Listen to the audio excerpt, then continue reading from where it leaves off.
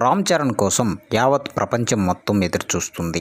గతంలో triple R తర్వాత ఆయన సినిమా డిజాస్టర్ అయింది. దాని తర్వాత మంచి సినిమా వస్తుంది అనుకున్నారు.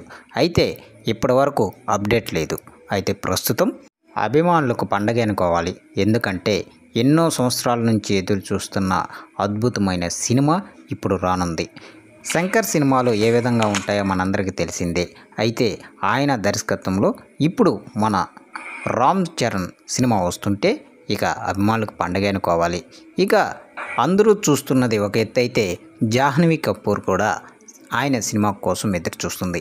ఆమె ఈ మధ్య తెలుగులో నటించిన సంగతి మనందరికీ తెలిసిందే. ఎన్టీఆర్ సరసన ఆమె నటించింది. అయితే ఇప్పుడు రామ్ చరణ్ కూడా గ్లోబల్ స్టార్ కాబట్టి ఆయనతో కూడా నటించాలి అంటూ ఆమె కామెంట్ చేశారు.